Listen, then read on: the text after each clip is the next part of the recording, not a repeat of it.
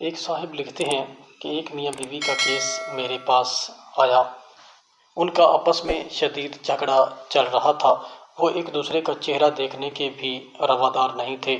انہوں نے سوچا کہ لوگوں کے مشورے پر عمل درآمد کیا جائے اور تھوڑی سی تھراپی کروا لی جائے۔ جب وہ دونوں میرے آفس میں داخل ہوئے تو میں نے دونوں کے چہرے پر سخت کشیدگی دیکھی۔ میں نے ان دونوں کو بیٹھنے کے لیے بولا۔ جب وہ بیٹھ گئے تو میں نے بولا کہ اب آپ بتائیں کہ آپ کو کیا مسئلہ ہے۔ تو وہ دونوں یکدم بولنا شروع ہو گئے اور ایک سانس میں ایک دوسرے پر تنقید کے پہاڑ ڈال دیے۔ دونوں اپنے موقف سے پیچھے ہٹنے کو تیار نہ تھے۔ میں نے ان دونوں کو اپنے دل کی بھڑاس نکالنے دی اور چپ کر کے ان کی لڑائی ختم ہونے کا انتظار کرنے لگا۔ جب دونوں بول بول کر تنگ آ گئے تو میں نے انہیں بولا کہ اچھا، یہ تو لڑائی اور خامیوں والی کہانی ہو گئی، اب ایک دوسرے کی خوبیاں بیان کرو۔ تم دونوں کو ایک دوسرے میں کیا کیا باتیں پسند ہیں؟ دونوں بالکل خاموش ہو گئے۔ بہت دیر تک دونوں نے کچھ نہیں بولا۔ مجھے سمجھ آ گئی کہ ان کو ایک دوسرے پر اتنا شدید غصہ ہے کہ ایک دوسرے کی کوئی اچھی بات یاد ہی نہیں ہے اور نہ ہی وہ یاد کرنا چاہتے تھے۔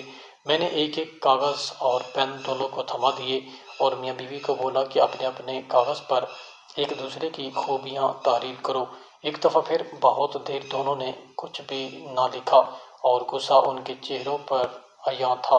بہت دیر کے بعد خاوند نے جیسے ہی اپنے کاغذ پر کچھ لکھنا شروع کیا تو ایک دم ہی اس کی بیگم بھی تیز تیز اپنے کاغذ پر کچھ لکھنے لگ گئی۔ لگ رہا تھا کہ ابھی بھی دونوں مقابلے پر اپنا اپنا کاغذ بھرنے بیٹھ گئے تھے۔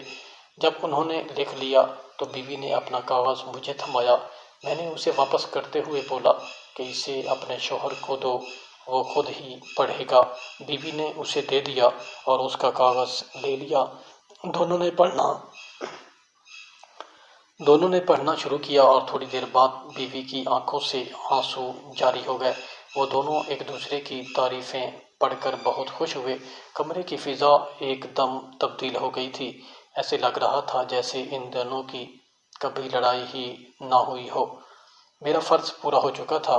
وہ دونوں جیسے لڑتے جھگڑتے اندر داخل ہوئے تھے ویسے ہی ہنستے مسکراتے باہوں میں باہیں ڈالے کمرے سے نکل رہے تھے۔ ہر انسان بہت سی خوبیوں اور خامیوں کا مجموعہ ہوتا ہے۔